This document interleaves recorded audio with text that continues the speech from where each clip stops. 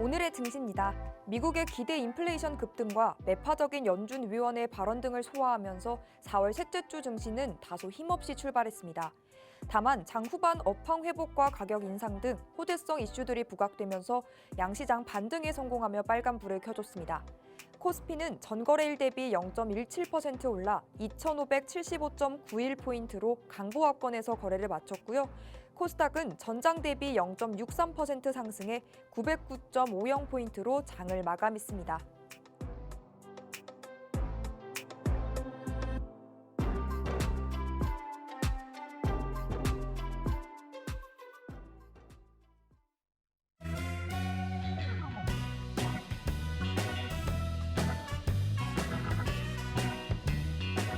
시청자 여러분 안녕하세요. 만나면 붉어지는 홍당무 진행의 김민소입니다. 저희는 매주 월요일과 화요일 그리고 금요일 밤 11시에도 여러분을 찾아뵙고 있는데요. 오늘도 역시나 여러분의 계좌에 돈이 절로 스며드는 알찬 내용으로 50분을 준비해봤습니다. 그렇다면 손실과 걱정은 줄이고 수익과 종목은 늘릴 수 있게 도와주시는 우리의 전문가님 소개로 빠르게 이어가 보도록 하겠습니다.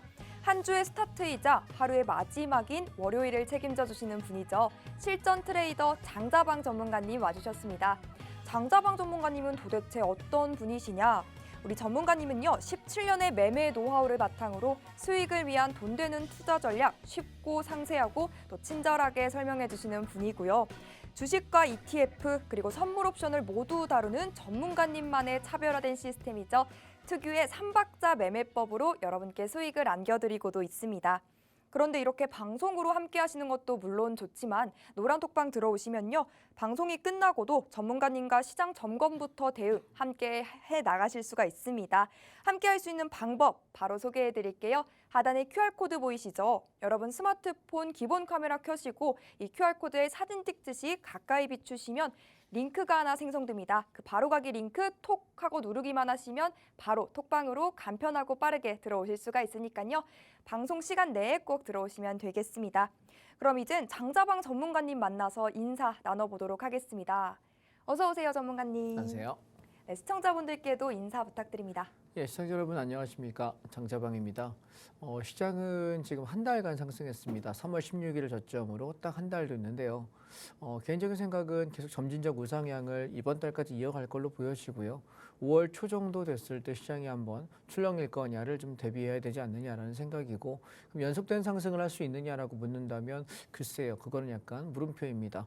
시장이 한번 눌렀다 오르고 눌렀다 오르고를 반복할 거로 보여지기 때문에 추격 매수하시면 물릴 가능성이 상당히 높은 구간이고, 3월 말에 제가 여러분께 본격적으로 사시라고 했던 종목들이 돌아가면서 분출하고 있어서 오늘 제가 아직도 살만한 종목이 몇 개는 있어요. 근데 수익이 많이 나진 않습니다. 안정적으로 갈 수 있는 종목은 있습니다만 지난주에 설명드렸던 종목들 올라갔던 것들, 그 다음에 아직도 해볼 만한 것들, 현재 수익 차익 실현하면서 이제는 돌보지 말아야 될 만한 종목들 오늘 그렇게 살펴보도록 하겠습니다. 네, 4월 셋째 주 증시는 다소 힘없이 출발했습니다. 미국의 기대 인플레이션이 예상치를 뛰어넘으면서 시장의 분위기는 다시금 바뀌었는데요. 연준의 긴축 행보에 대한 집중도가 더욱 커질 것으로 보여서 경계감을 가지고 시장 대응을 해 가셔야겠습니다. 그럼 일부 강의 시작해 볼 텐데요. 강의 시작하면 내용에 집중이 쏠려서 우리 노란톡방 입장하시는 거 잊어버리실 수가 있어요. 그러니까 단 1초면 손쉽게 들어올 수 있는 이 QR코드 스캔하셔서 여유 있는 지금 미리미리 노란톡방 안으로 들어오시면 되겠습니다. 다 들어오셨다면 일부 강의 진짜 시작해 보도록 하겠습니다. 전문가님, 이번 주 시장 그래도 양봉으로 스타트를 끊었는데 앞으로 남은 4월 시장 또 시장의 우상향 곡선을 계속해서 그려줄지, 또 그렇다면 우리가 공략했던 종목들 어떻게 대응하면 좋을지 설명 하나씩 짚어볼까요? 네. 자, 우리가 조정이라고 생각하면은 보통 사람들은 하락하는 가격 조정을 조정이라고 생각하는데요. 그것도 조정이지만 또 하나의 생각은 일정 진포간에서 살짝 눌렀다 올라가는 것도 조금 반등하고 살짝 눌렀다 조금 반등하면서 기간을 이렇게 횡보하면서 기어가는 장세가 있어요. 이걸 기간 조정이라고 합니다. 그래서 보통 조정이 옵니다라고 왜 폭락합니까? 인버스 삽니까? 라고 물어보시는데 이게 하락폭이 클 거라고 생각할 때는 인버스를 베팅할 수 있겠지만 얘가 조금 내려왔다가 반등하고 조금 내려왔다 반등하고 계속 반복하는 그런 기간 조정의 형식으로 움직인다면 짧게는 한 보름 정도에서 많게는 한 2달 정도까지 기간 조정하거든요. 우리가 지난번에 2월 달부터 시작해서 3월 중순까지 약 6주 동안 기간 조정하고 가격 조정은 떨어지긴 했지만 굉장히 미미하게 빠졌어요. 종합 주가 지수는. 그런데 종목들은 박살난 종목이 많이 있었죠. 그런 식으로 지금도 아마 급격히 올랐기 때문에 가격 조정이 떨어지면 차라리 시원합니다. 한 1, 2주 바짝 떨어져 버리고 나서 저점에서 사면 되는데 그게 아니라 만약 얘가 크게 가격 조정을 하지 않는다면 기간 조정을 최소한 2, 3주는 하지 않을까라고 생각을 해야 될 것 같아요. 그래서 기본적인 스탠스는 우상향으로 보는 건 맞지만 공격적으로 올라갈 때 추격하는 것이 아니라 떨어질 때마다 야금야금 분할 매수를 해야 되지 않을까라는 생각 먼저 말씀드리고요. 자, 바로 종목 가겠습니다. 오늘은 자, 먼저 지금 사도 되는 종목과 이제는 사지 말아야 될 종목과 지난주, 지지난주에 계속 이거 사도 된다, 저거 사도 된다 했던 것들의 결과치까지 한번 쭉 연결해서 보겠습니다. 자, 제일 먼저 지금 사도 괜찮은 종목을 먼저 말씀드리면 KT입니다. 경기방어주라고 이야기해서 KT가 별로 재미없다라고 생각하시는데 안 그래요. 얘가 보통 1년에 20, 30%씩은 시세 주거든요. 바닥 잡으면. 그래서 저는 지금 29,000원에서 31,000원대 이 가격대는 매수해도 된다라고 생각해요. 그래서 얘가 조정 나올 때마다 30,000원대에선 사시고 29,000원대까지 내려오면 조금 더 사시고 이렇게 사셔서 비중을 많이 채우지는 마시고 20% 한도에서. 그래서 지금 계속 우리가 사자라가 30,000원 밑에서 여기서 샀거든요. 3월 내내. 근데 큰 재미는 없어요.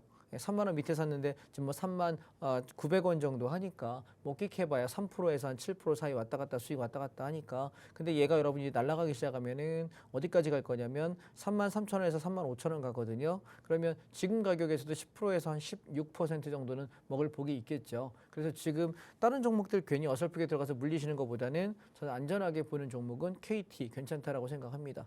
KT는 연간 배당률이 뭐 매번 왔다 갔다 하긴 합니다. 평균 5% 정도 줘요. 그러면 지금 은행 이자가 5%대였다가 많이 떨어졌거든요. 제가 지금 한 달 전에 체크하니까 1년짜리 정기 예금 기준에 3.4%예요. 신한은행 기준에. 제가 신한은행 거래하기 때문에 거기밖에 몰라요. 그런데 그러면 은행 이자보다 높죠. 그렇죠? 그리고 이자 소득세를 은행에선 떼지만 얘는 그런 것도 없지 않습니까? 그래서 좀 3만 1,000원 밑에서 여러분이 잡는 거는 뭐 최소한 아무리 못 나도 배당 받으면 5%는 수익 나기 때문에 손해 볼 일은 없다는 거예요. 그래서 그냥 꾸준하게 담아 가셔서 한 3만 3천원에서 3만 4, 5천 원 요 언저리쯤 오면 제가 팔자라고 한번 말씀드릴 거거든요. 그냥 지금 담고 계시는 분들을 끌고 가시고 없는 분들은 3만 1,000원 밑에서 눌릴 때마다 한 1, 2주 정도 천천히 분할 매수하겠다라고 생각하시면 딱히 손해 볼 일 없을 겁니다. 참고하시고요. 그다음에 제가 철강주에 관한 말씀을 많이 드렸는데 제가 여러분 계속 강조드렸던 종목이 뭐였냐면 2차 전지는 이제 너무 올랐기 때문에 좀 추격하기가 어려운 위치고 자동차랑 반도체도 조금 떨어지면 사자 그러면서 지금 사도 괜찮아요 라고 이야기한 게 3, 4주 전부터 계속 드렸던 게 첫 번째가 철강이고 두 번째가 건설이었고요. 세 번째가 지난주 지난주에 미디어 콘텐츠 우리 얘기를 계속 많이 드렸거든요. 에너지화학도 드렸지만 에너지화학은 이제 다 팔고 이제는 뭐 거의 없어요. 10% 정도밖에 비중이 없기 때문에 뭐 비중이 미미하고요. 그래서 이렇게 서너 개 정도가 순환매로 돌 수 있다는 건데 자, 여러분 하나만 기억해 보세요. 상승장이 있고 하락장이 있어요. 자, 상승장은 뭐죠? 시장이 눌러도 올라가고 조정 나왔다 올라가고 조정 나왔다 올라 이게 상승장이에요. 그럼 상승장이라는 건 가만히 생각해 보시면 누군가가 돈을 들여서 어느 종목을 사서 사는 사람이 많아지고 파는 사람이 적으면 주가가 오르지 않습니까? 자, 그러면 그때에 끌고 가는 종목을 주도주라고 그래요. 그 성장 주도주라고 이야기하는데 통상적으로 이 주도주가 대한민국 시장은 세 개가 기본이에요. 1번 2차 전지, 2번 그다음에 반도체, 3번 자동차. 이 세 개가 탑3로 끌고 올라가는데 얘네가 다 같이 끌고 올라가면 시장이 엄청난 불장인 거예요. 엄청 세게 올라가는 거고 이 세 개 중에 하나나 두 개가 보통은 끌고 가요. 지금 2차 전지가 주도를 끌고 가죠. 그리고 나서 자동차가 따라오고 반도체가 오다가 주저앉으면서 쉬고 있어요. 자, 그러면 세 개가 다 같이 가면은 묻지마 상승장이 되는 거죠. 이게 재작년 1월 달 재작년 2020년 12월부터 1월 중순까지의 장이 그런 장이었어요. 이 세 개 주체가 정말 무식하게 올랐거든요. 저도 시장에서 지금 매매한 지가 17년째인데 그런 상승량을 17년 만에 처음 봤어요. 와, 이렇게까지 무식하게 올릴 수 있구나. 근데 그때는 주도주가 다 올랐던 거예요. 근데 지금은 상승 구간이지만 세계가 3대장이 다 가는 것이 아니라 지금 2차 전지가 끌고 가고 있고 반도체하고 자동차는 쉬고 있잖아요. 그래서 우리가 순환매로 도는 종목들에서는 얘는 세게 가는 강세장이 아니라 눌림 때 내가 샀다가 올라갈 때 팔았다 이걸 반복해야 되는 거다. 그러면 기본 그 흐름을 좀 알고 계시고 그러면 우상향이 계속 이어가는 장세에서 만약에 내가 이 세 개를 못 샀다면 혹은 뭐 적당히 수익 내고 팔았더니 더 가고 있다면 어설프게 추격하면은 잘못 들어서 내가 들어갔더니 거기가 고점이고 꺾여버리면은 죽는 거잖아요. 그래서 저는 여기에 대한 여러분 대안으로 뭘 생각하냐면 순환매를 생각하는 거예요. 상승장이라면 얘 주도주 세 개 말고 이게 뭐라 했죠? 반도체, 2차 전지, 그다음에 자동차. 얘네 말고 다음 타겟이 뭔지를 우리가 찾아야 되는데 제가 여러분 3주 전부터 계속했던 얘기가 뭐였냐면 우크라이나하고 러시아가 올해 안에 아마 종전될 가능성이 높다. 왜냐하면 푸틴도 이제 더 이상 명분이 없으니까 중국에게 야 내가 좀 종전하고 싶은데 내 체면 좀 살려줘봐 라고 전화했다는 기사가 그때 한 달쯤 전에 떴어요. 자, 그 얘기는 뭐냐면 이제 전쟁으로 인해서 얻을 수 있는 이득은 러시아 입장에서 푸틴 입장에서 다 얻은 거예요. 그러면 그 이후에 전후에 회복을 하려면 건설해야 되죠. 다 때려부셨으니까 박살나 있는 거 어떻게 됩니까? 다시 지어야 되잖아요. 그래서 건설 경기가 제일 좋아질 거라고 예측할 수 있는 건 1차원적인 얘기예요. 그래서 건설 중에서 제일 좋은 거는 해외 수주 가능성이 높은 전후에 복구할 수 있는 가능성이 제일 높은 건설사가 어디냐를 찾는 게 제일 좋고 사실은 아마 거기에 메인 섹터는 미국 건설사일 것 같아요. 제 생각에는. 그래서 미국에서 여러분 찾으면 좋을 것 같아요라고 이야기를 드렸던 것 같고 그다음에 한국 주식 중에서는 GS건설하고 현대건설이 제일 수주가 괜찮고 그다음에 해외 플랜트 수주 사업 중에서는 삼성 엔지니어링이 가장 괜찮거든요. 그래서 세 개 종목을 말씀드렸던 것 같고요. 그래서 또 하나는 지난번에 또 건설만 볼 게 아니라 건설에 따라오는 부수적인 자재들, 필수 자재를 보셔야 되는데 그 1번이 저는 시멘트라 그래서 성신양해하고 아시아시멘트 대박 쳤죠. 성신양해 60% 이상 올랐으니까 다 팔고 지금은 없습니다. 차익 실현 끝낸 상태고요. 그 다음에 두 번째가 시멘트 대비 아직 들어오른 게 뭐다? 철강이다. 여러분 건설할 때 보면 철근부터 콘크리트부터 다 들어가야 되고 구조물들 있으려면 철강, 비철금속도 굉장히 많이 필요하거든요. 그래서 제가 제일 많이 권했던 종목이기도 해서 오늘 철강 관련 종목들 한번 살펴보려고 합니다. 자, 포스코홀딩스 같은 경우는 우리가 소위 말하는 여러분 왜 이렇게 차 가다 보면 이렇게 큰 롤 모양으로 되어 있는 철판들 있잖아요. 강판이라고 하는데 그게 포스코홀딩스에서 가장 포항제철이라고 얘기하죠. 거기서 제일 많이 움직이고요. 그다음에 동국제강이라는 회사도 있고요. 그다음에 현대제철도 있어요. 그런데 동국제강보다는 힘이 포스코홀딩스하고 여기 현대제철이 좀 더 세요. 그래서 얘네들이 좀 괜찮다라고 이야기 드렸던 게 3월 중순에서 3월 말경이었습니다. 떨어질 때마다 철강 좀 사세요라고 이야기 드렸었는데 보시면 철강이 여기서 매수해서 좀 제법 올랐죠. 그래서 한 10%에서 15% 정도 올라 있는 상태라서 지금 이 자리에서는 한 반 정도 차익 실현하시면 돼요. 아직 못 팔으신 분들 내일 청산하시면 되고요. 얘는 36,000원 깨지면 정리하시면 어떨까라고 생각이 들고 포스코홀딩스는 많이 올라서 이제 42만 원대에서는 물량이 70-80%는 정리하셔야 될 것 같아요. 이제 가다가 한번 확 꺾일 수 있어서 40만 원 건드리면 다 던지셔야 돼요. 기억하시고요. 그 다음에 제가 계속 강조드렸던 건 뭐냐면 제일 묵직한 종목으로 고려아연을 계속 말씀드렸어요. 저는 3월 내내 드렸던 게 53만 원대부터는 사실은 요 밑에까지 50만 원 좀 깨면 좋겠는데 안 내려오니까 53만 원대부터는 계속 분할로 좀 사놓으세요라고 이야기 드렸는데 꾸역꾸역 자 53만 원대에서 살 수 있는 기간이 거의 한 달이었어요. 못 사신 분 없을 거예요. 그리고 나서 지금 보면은 오늘 고점이 56만 원대까지 올라왔죠. 저는 이게 어디까지 보냐면 60만 원에서 62만 원 여기까지는 일단 기본적으로 간다라고 보고 있어요.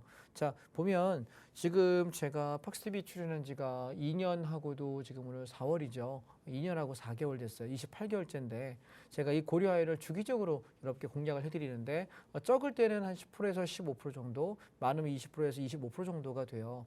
그러니까 저한테 이 종목은 연금 같은 종목이에요. 여러분 이렇게 왜냐하면 비철금속 분야에서 대한민국 시장에서 비철금속 분야의 회사 중에 고려아연이 원탑이에요. 1등주예요. 공부 한번 해보세요. 이 종목에 대해서. 이 회사가 가지고 있는 기술력 그리고 이 회사가 갖고 있는 업력에 관해서는 어떤 회사도 못 따라갑니다. 비철금속 분야에서는. 물론 철강 이쪽 분야에서야 뭐 현대건설, 현대제철도 있고 포스코홀딩스도 있고 동국제강도 있고 뭐 풍산, 남선알미늄 다 있습니다만 예, 종합적으로 움직일 때 재무가 탄탄하고 계속해서 이렇게 거래처들이 단단하게 움직여 있는 회사 중에 고려아연을 따라가기가 힘들어요. 그래서 이런 종목들은 우리가 패턴만 알고 있으면 어느 특정 가격대만 오면 사두면 올라가는 종목으로 연금이에요. 그래서 주식하실 때 손해본다라고 할 때 전 잘 이해 안 된다라고 얘기하는 게 사실 초보자들 입장에서는 1년에 한두 번, 두세 번밖에 매수기 안 오거든요. 그럼 1년에 두세 번밖에 없는데 이것만 사도 사가지고 10%, 20%씩 벌면 1년에 내가 아무리 못해도 20% 이상 벌 수 있는데 대체 돈을 왜 이리 씁니까? 손해 왜 보시는 거예요? 저는 이해가 안 되는 건 이렇게 안전하게 좋은 종목이 있는데 자꾸 대박을 누리지 마세요. 우리가 워런 버핏 할아버지가 연간 20%, 25% 수익을 50년간 내가지고 세계적인 부자가 되신 거예요. 그러면 우리는 어떻게 해야 될까요? 많은 매매하는 거 아니고요. 안전한 종목 고르세요. 이해하셨나요? 수익률 많고 적은 거 별로 안 중요해요. 자, 제가 여쭤볼게요. 만약에 우리 저기 민소 아나운서 아직 이렇게 거의 뭐 어떻게 하다 보니까 얘기하다 보니까 거의 제 조커버리더라고요. 근데 제가 민소 아나운서한테 그런 얘기를 한번 물어보고 싶어요. 만약에 본인이 저축을 만약에 돈을 벌어서 저축을 합니다. 그런데 그 저축을 해서 내가 투자를 하고 싶어요. 그러면 자 예를 들어서 내가 잃게 되면은 내 원금의 7, 80%를 날릴 수 있지만 벌게 될 때는 2배, 3배 수익 나는 상품이 있어요. 네. 자 그러면 굉장히 매력적이죠. 네. 그죠? 그런데 또 반대로 잃어버릴 가능성은 거의 제로에 가까워요. 많이 잃어봐야 한 5%, 10% 정도 잃을 수밖에 없는데 버는 거는 뭐 기대 수익은 한 10에서 한 20% 정도, 많으면 30% 정도 이 정도가 나요. 그러면 대부분 사람들 어디 투자할 것 같아요? 전자에 하겠죠. 그러겠죠. 손실 가능성이 높다 하더라도 내가 벌 수 있는 게 많은 파이에 와 먹을게 야 이거 대박 나겠다. 그런데 대부분 인생은 대박이 아닌 쪽박이 나요. 이해되실까요? 자, 여러분 하나만 더 예를 들어보면 뭐 이런 거예요. 만약에 우리 민송 아나운서가 네. 짝이 생겼어요. 네. 근데 그 사람이 내가 돈 열심히 벌어가지고 꼬박꼬박 저축하면서 안정적으로 불려가는 사람을 만나고 싶을까요? 아니면 대박을 꿈꾸면서 물론 대박 나면 엄청난 부자가 될 수 있지만 박살나가지고 모든 걸 다 잃어버릴 수 있는 사람을 만나고 싶을까요? 안정적인 그러겠죠. 사람이겠죠. 대부분은 그래요. 네. 그래서 저는 이 투자를 생각하실 때 여러분 인생이랑 똑같이 한번 생각해 보시면 어떨까 생각이 들어요. 우리가 인생에서 대박을 내고 싶죠. 그런데 그 대박이라는 게 저는 그런 것 같아요.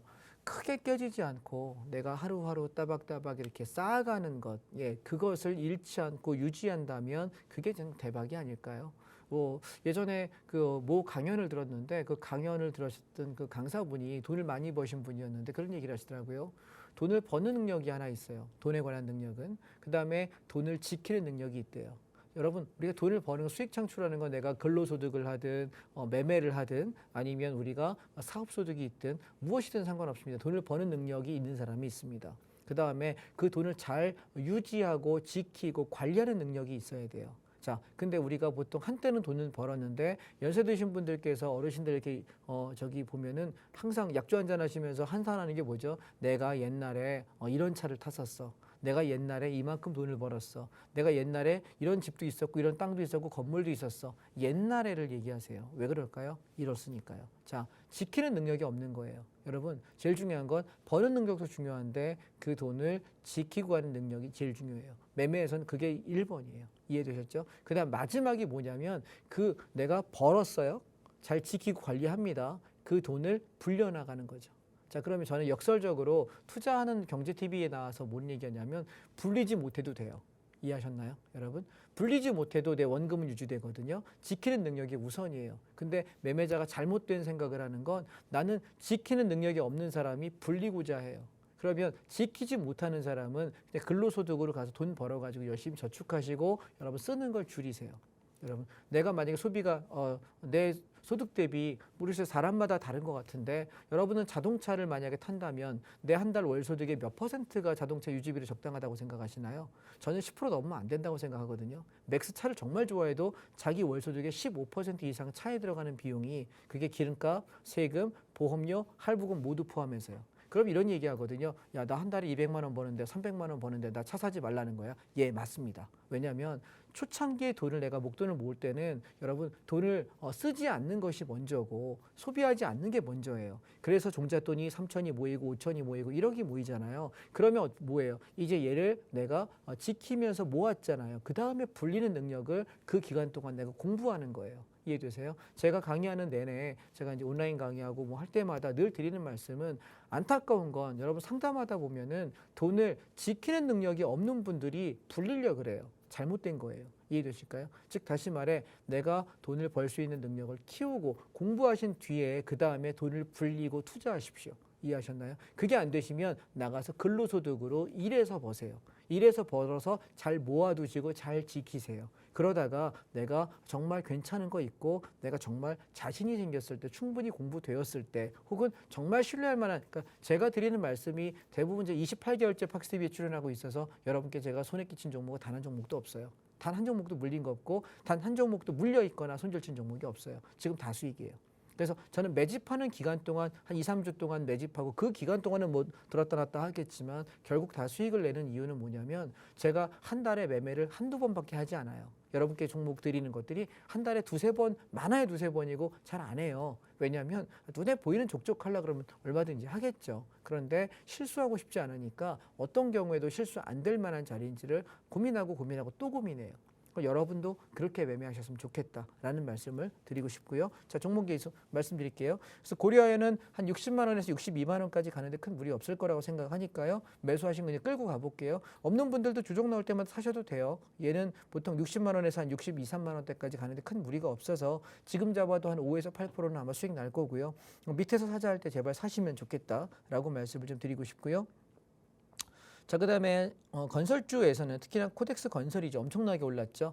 자, 우리가 얘가 1월 달부터 2,600~700원에 집중적으로 매수해가지고 여기 3,000원대 초반에 팔아먹었고 여기 떨어질 때 저는 얘 바닥이라고 그래서 이제부터 뭐라고 3,100원 밑에서 열심히 사시면 좋겠다라고 이야기 드리면서 자, 살 거 없는 사람 건설주 사라고 3월 달 내내 이야기 드렸어요.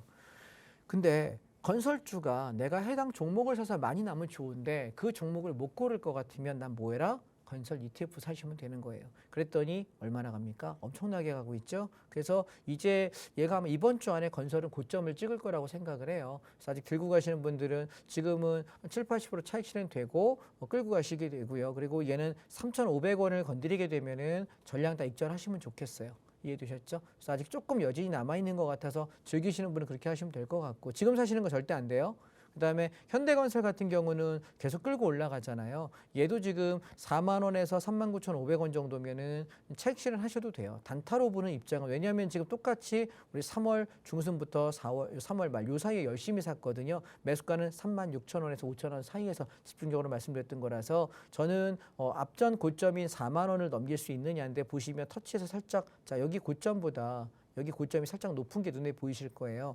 통상적으로 이렇게 움직이는 종목들은 어디까지 움직이냐면 직전 고점 근처까지 가요. 4만 3~4천 원 정도까지 보는데 큰 무리 없을 것 같아서 추가적으로 한 7%, 10% 정도 더 볼 수 있다라고 생각하거든요. 그래서 가져가시는 분들은 38,500원 38,500원을 건드려버리면 전량 차익 실현하시고 이거 안 건드리면 끌고 가셔도 저는 무리가 없을 거라고 생각을 합니다. 그래서 GS건설도 마찬가지고요. 예, 지금 보시면 얘도 지금 우리가 2만 원 초반에서 매수하면 좋겠다라고 이야기 드렸는데 지난번에 3월 달에 현대건설은 살 기회를 줬지만 GS건설은 별로 안 줬거든요. 그래서 3월 말 4월 초에 그냥 2만 원, 2만 1,000원대에서 그냥 사두시면 상관없을 거라고 이야기했고 2만 3,500원에서 2만 4,500원 이 원저리까지 뭐 추가적으로 한 10%쯤 먹을 거 있을 것 같네요. 예, 조금 더 가져가서 드시면 어떨까라는 것이 현재 건설에 대한 제 생각입니다.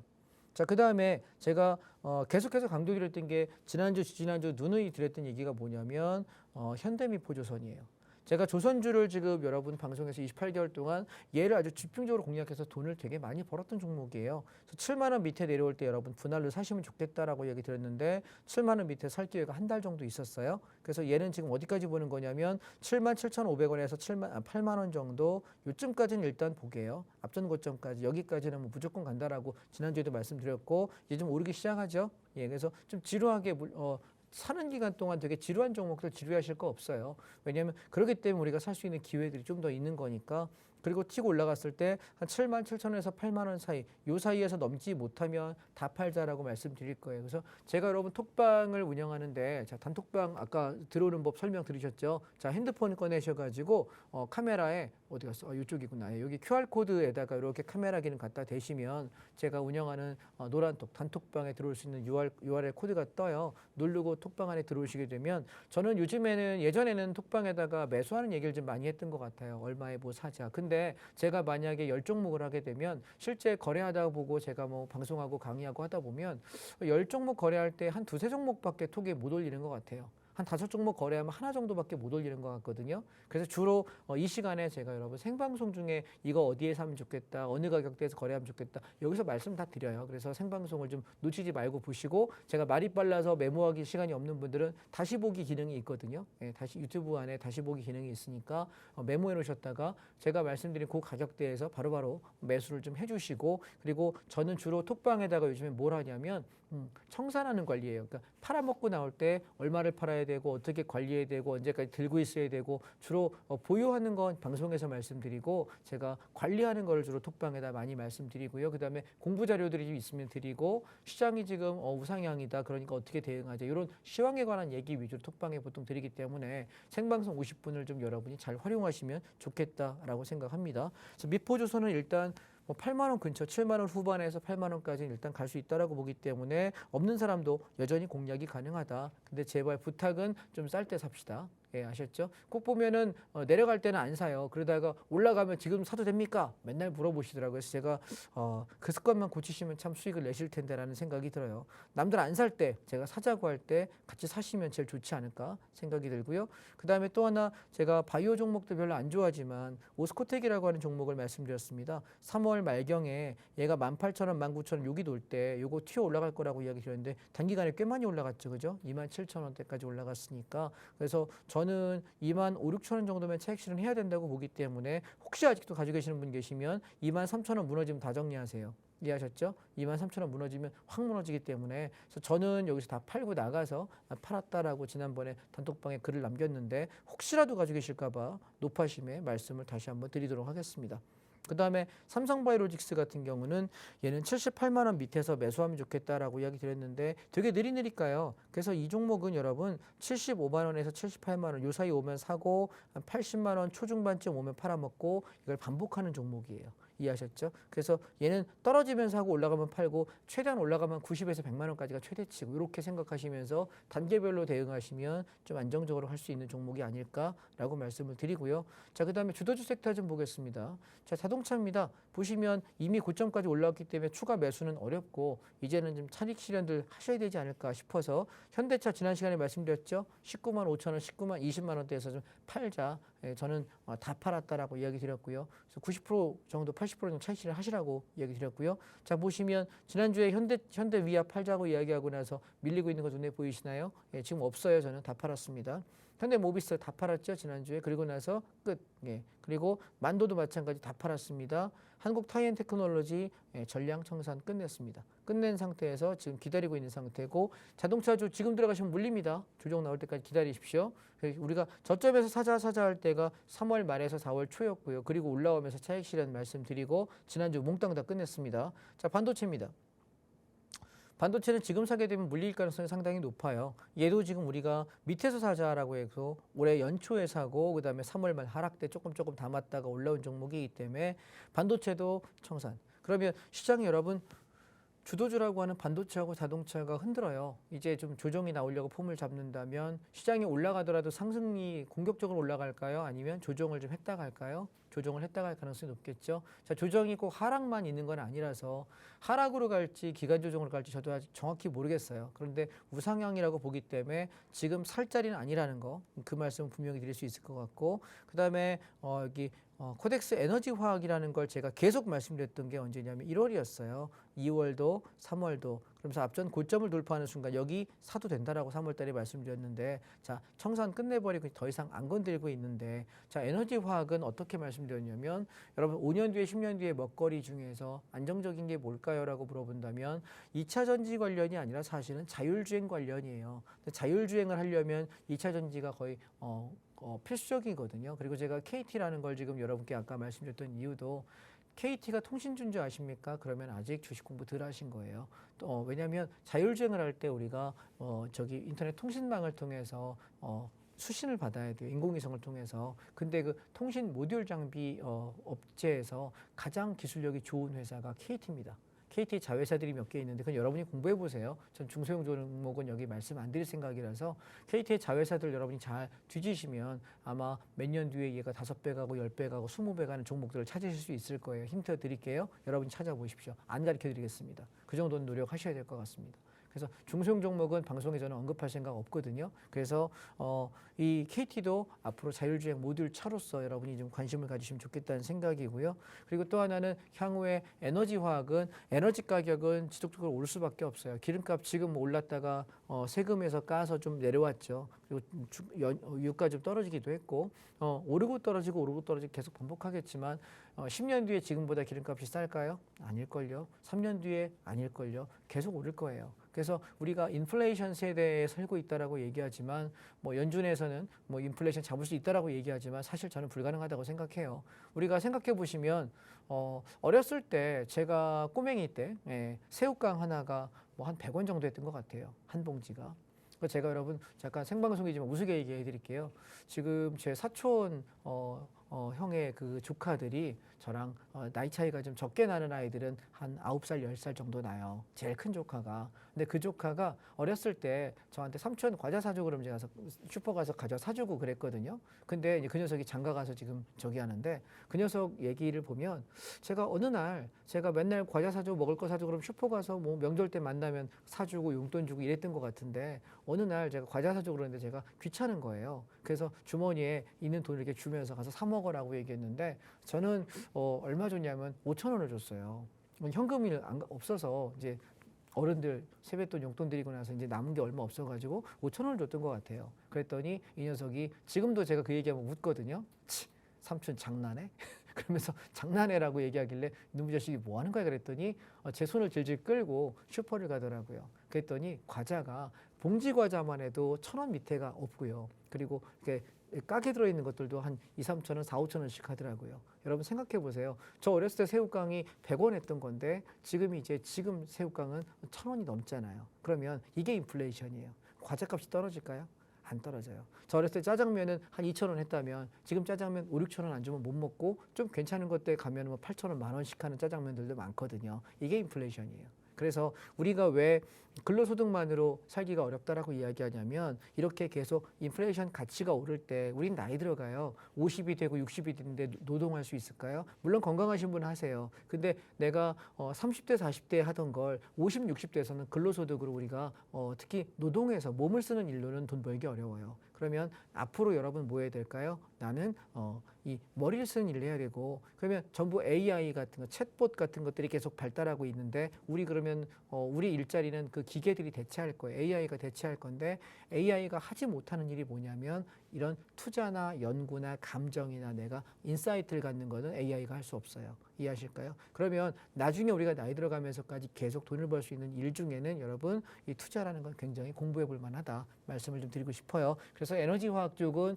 지속적으로 가격이 인상될 수밖에 없기 때문에 조정 나올 때마다 사두고 끌고 갔다가 일부 올라가면 차익 실현하고 또 조정 나오면 사놨다가 차익 실현하고 이걸 여러분 자식에게 물려줄 만한 ETF 중에 하나인 거예요. 이해하시겠죠? 그래서 제가 나중에 60이 되고 70이 되고 80이 돼도 이 에너지 값은 지금보다 비쌀 거거든요. 그럼 당연히 에너지 관련 ETF들은 오를 수밖에 없지 않을까요? 그런데 개별 주식으로는 이거 사기 되게 어려워요. 굉장히 힘들어요. 그래서 저는 ETF가 낫다라고 말씀드리고 있는 거고요. 자, 그 다음에 제가 지난주에 되게 입에 거품 물고 했던 것 중에 자, 지금 사도 괜찮은 종목 또 하나가 뭐냐면 차이나 전기차예요. 네. 차이나 전기차 셀렉티브라는 종목인데요. 얘는 종목 코드가 371460이에요. 자, 이거 우리 계속해서 말씀드리고 있는 종목인데 얘는 11,000원대에서 지금 사지 못하면 나중에 올라갈 때 비싸게 사야 될 거예요. 그래서 얘는 한 12,500원에서 13,500원 여기까지 가는 건 어렵지 않다. 저는 보수적으로 목표 드려요. 제가 해놓고 더 갈 수도 있어요. 예, 그래서 지금 거기까지 가고 있는 과정이라서 떨어지면 야금야금 모아놨다가 올라가면 차익 실현하고 하시면 될 거라서 조만간 얘가 움직이기 시작하면 속도가 좀 나지 않을까 말씀드리고 싶고요. 그래서 제가 드렸던 그 산업들 보시면 자, 철강 엄청나게 올랐죠. 이제 철강은 좀 슬슬 팔고 나갈 시기예요. 이번 주에 다 정리들 하세요. 차익 실현 하셨으면 좋겠고요. 자, 건설도 보시면 계속 올라가죠. 예, 이번 주에 좀 정리들 하세요. 이번 주 넘기지 않으셨으면 좋겠어요. 아마 다음 주부터는 또 조정이 좀 나올 가능성이 있다라고 보여지고요. 그래서 2차 전지 너무 올라서 이제 저는 못 건드리겠어요. 팔고 끝난 종목이고요. 그 다음에 제가 여러분께 미디어 콘텐츠 얘기를 되게 많이 드렸는데 자, 지난주에 방송 때, 지지난주에 방송 때도 7,000원대 아래서에는 열심히 모아보자라고 이야기 드린 종목인데 얘가 얼마까지 올랐냐면 오늘 7,560원까지 올랐네요.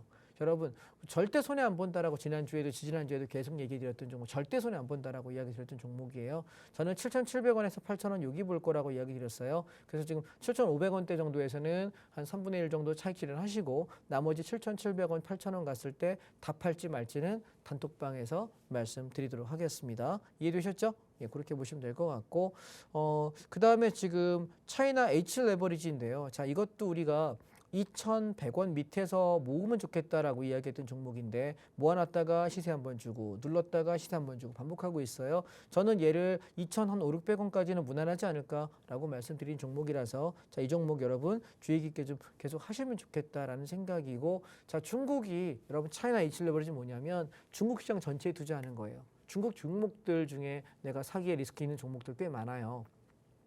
그래서 향후에 중국 시장이 지금보다 나쁠까? 저는 아니라고 생각해요.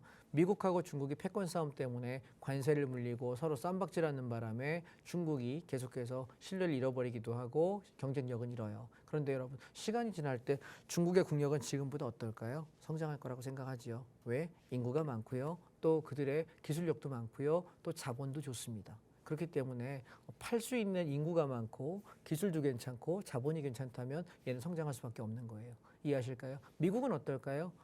팔 수 있는 인구 자원 많죠. 그리고 기술력 매우 좋죠. 돈 세계에서 가장 부자 나라예요. 그래서 선진국이에요.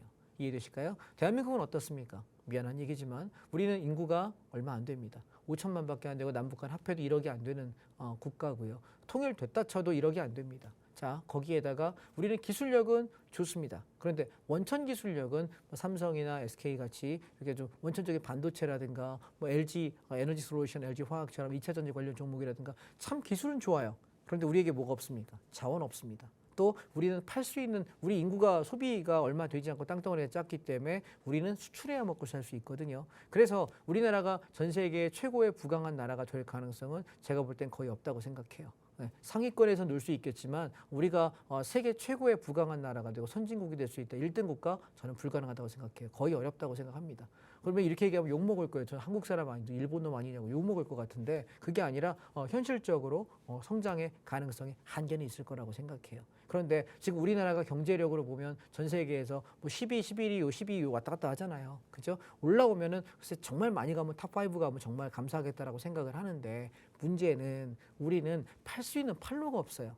자, 그 판로를 만들어낼 수 있는 국가 중에 하나가 제일 인구 많은 게 세 개만 나라를 찍자면 첫 번째가 인도고 두 번째가 중국이고요. 세 번째가 미국이에요. 이 세 개를 배제하고 우리가 팔 데는 없거든요. 그렇기 때문에 저는 그 성장성을 바라보고 중국에 투자하는 건 굉장히 좋다라고 생각하고요. 지금부터 조정 나올 때 사놨다가 좀 몇 년 가져가시면 꽤 폭발적으로 성장해 있을 때 감사하다. 덕분에 2배가 났다, 3배가 났다 아마 그러실 거예요. 이 종목도 이 가격대에 사시는 건 여러분 자식에게 물려줘도 욕 안 먹을 종목이에요. 걱정 안 하셔도 되니까 내려올 때 사고 올라갈 때 팔고. 그래서 단타적으로는 한 2,500원에서 2,800원 요 사이 정도에서 팔을 생각이라서 파는 타이밍 역시도 단톡방에다가 말씀드리도록 하겠습니다.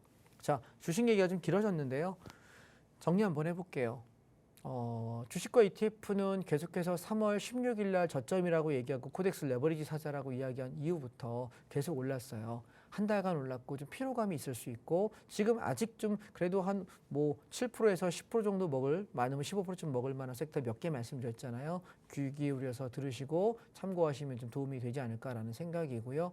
시장이 상승하더라도 우리가 공격적으로 고점에서 추격하는 매매는 저는 좀 위험하다고 생각하니까 안 하셨으면 좋겠고 그다음에 두 번째 주식은요 여러분 상승도 있고 하락도 있어요. 하락장에 대비할 줄 알아야만 상승장을 수익 낼 수 있고 제가 1월 26일 날 27일 날 시장 고점이라고 더 이상 주식 사지 말라고 한 3월 말쯤까지는 기다려보자고 한 달 반 두 달 기다려보자고 절대 사면 물린다라고 이야기 드렸잖아요. 근데 그렇게 시황을 얘기할 수 있는 사람이 경제TV 통틀어서 아마 거의 없어요. 말씀 안 하세요. 왜냐하면 다 긍정의 회로로 주식만 하시는 분은 하시거든요. 근데 저는 선물 옵션 하기 때문에 그 두 개를 버무릴 수 있는 거고 여러분께 뭐 제가 이 방송에 언제까지 출연할지 모르겠습니다만 제가 하는 데까지는 말씀을 좀 더 드리도록 하겠습니다. 도움이 좀 되셨길 바랍니다.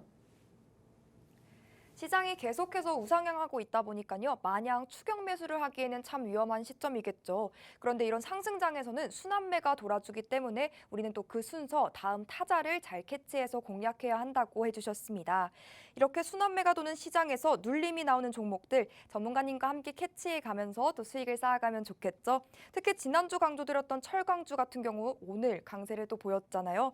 앞으로의 슬기로운 매매 전략 우리 전문가님과 함께 세워가셔야겠죠. 또 노란톡방 들어오시면 오늘 공략 종목들의 매도 타이밍, 청산가도 다 짚어주신다고 하니까요. 아직 입장하시지 못했다면 지금 서둘러서 입장하시죠. 함께하는 방법 간단합니다. 스마트폰 기본 카메라 켜시고 QR코드에 가까이 비추시면 입장 링크가 바로 뜹니다. 그거 클릭하고 들어오시면 간편하고 빠르게 입장 가능하니까요. 이 방법으로 서둘러서 입장하시길 바랍니다. 장자방 전문가님과 함께 안전하게 내 돈을 지키면서도 큰 수익을 꼭 챙겨가셨으면 좋겠습니다. 전문가님, 빠르게 또 2부 강의 이어가 봐야 될 텐데 선물 옵션 매매법부터 빠르게 짚어볼까요? 네. 자, 선물 옵션 그러면 사람들은 어렵다, 위험하다라고만 생각해요. 근데 사실 주식보다 훨씬 쉽습니다.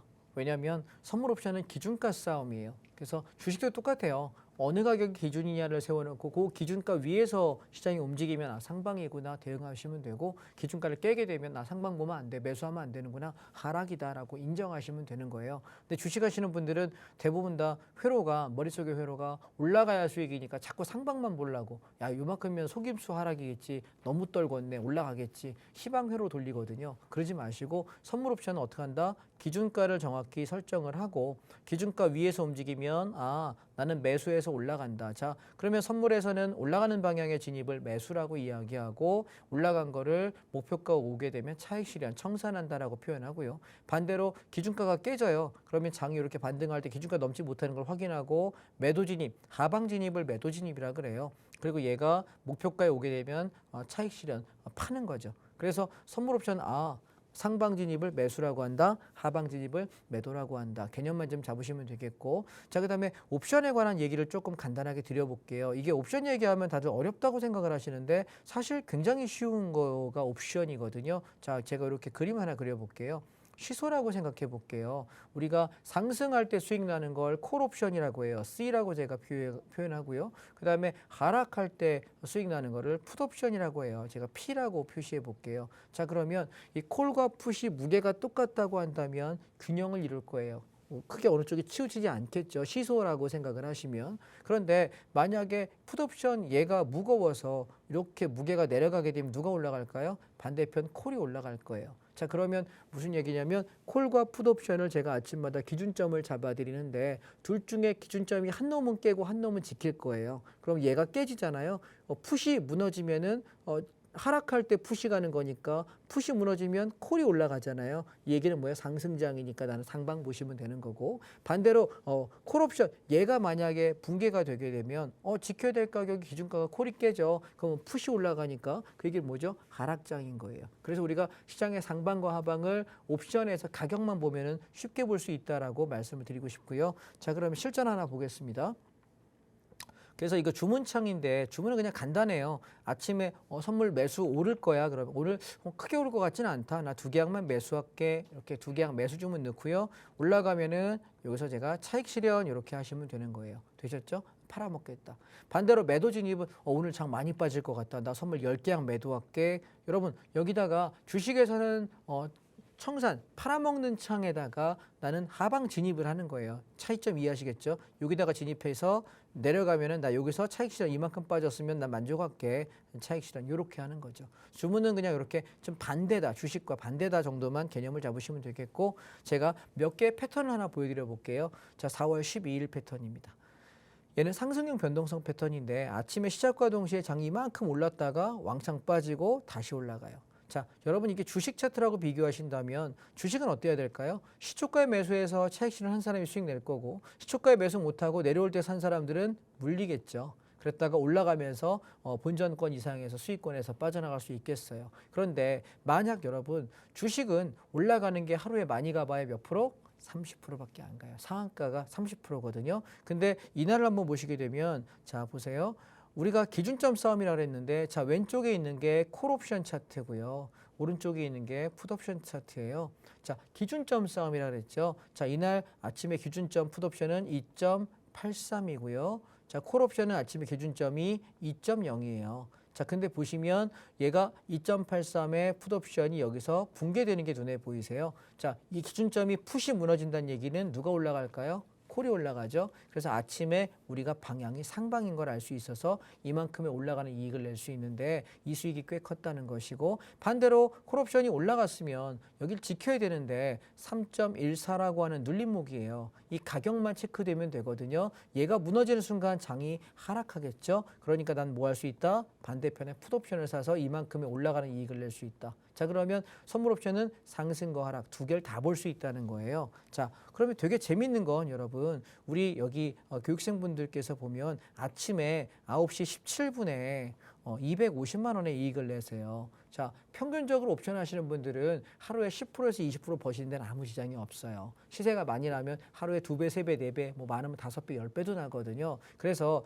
주식만으로 거래하기가 어려우신 분 입장에서는 나는 주식으로 돈 많이 잃었어. 혹은 나는 지금 돈이 얼마 안 남았는데 나 1,000만 원, 2,000만 원밖에 없는데 나 이걸로 정말 많은 돈을 벌 수 있어요? 주식에서 여러분 벌어봐야 3%, 5%, 많이 벌어야 10%, 20%, 30%밖에 안 돼요. 어느 세월에 돈을 굴리나요? 그래서 저는 데이 트레이딩으로 당일 매매하시는 분은 선물 옵션이 훨씬 낫다라고 생각하고, 저는 그래서 아침마다 9시 땡부터 한 11시, 10시 반, 11시까지 선물 옵션을 해요. 그리고 나서 끝나고 나서 장을 보다가 종목들이 있으면 골라놓는 거죠. 이쯤에 사면 되겠다. 선물 옵션으로 매일 돈을 벌고 그 돈을 모아놨다가 ETF와 주식들을 사는 거예요. 그러니까 이렇게 선순환이 도는 거죠. 이해되셨죠? 주식시장에 할 거 없다고 저는 선물 옵션을 할 거 맨날 많아서 훨씬 재밌거든요. 자, 그래서 수익을 보시면 아침에 오전에 9시 35분, 저희 그냥 오전에 1시간 이내에 거의 매매가 끝나요. 9시 땡. 그래서 보시면 여기 실현 수익이 320만 원에 당일 150에서 이분은 벌써 500만 원, 470만 원 정도의 수익을 내셨죠.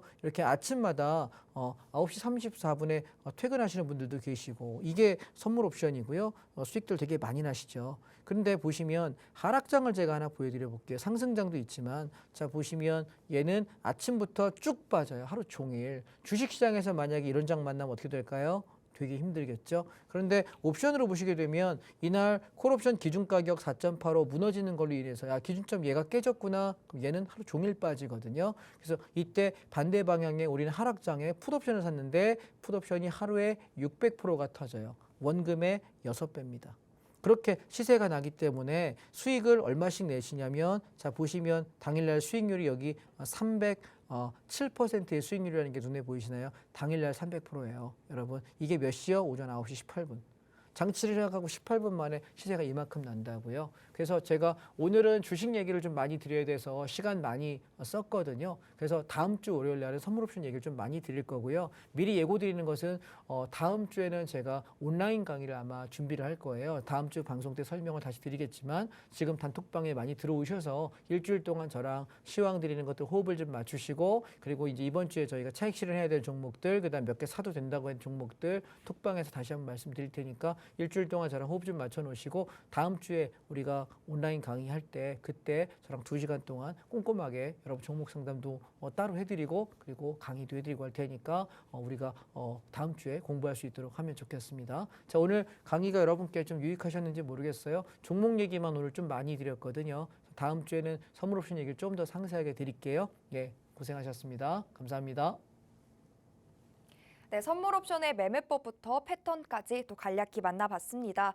장자방 전문가님과 함께 선물 옵션 공부도 더 자세히 해보고 매매도 하고 또 수익까지 보고 싶다 하신다면 방법이 하나 있죠. 바로 전문가님이 운영하시는 노란톡방 지금 바로 입장하시면 되겠습니다. 일단 들어오셔서 단 하루라도 전문가님과 함께 시장 공부도 해보고 시장 대응도 해보시고요. 또 방송에서 미처 다루지 못한 내용들까지도 쏙쏙 채워가시면 좋을 것 같습니다. 하단에 QR코드 보이시죠? 여러분 스마트폰 기본 카메라 빠르게 켜시고 이 QR코드에 가까이 비추셔서 스캔하시고 들어오시면 되겠습니다. 저희 방송 시간 거의 막바지에 이르렀으니까요. 50분 되기 직전에 꼭 입장하셔서 전문가님과 함께 시장 대응해보시면 좋을 것 같습니다. 저희가 준비한 내용은 여기까지입니다. 저희는 내일 이 시간에 다시 찾아뵙겠습니다. 함께해 주신 여러분, 시청해 주신 여러분 고맙습니다.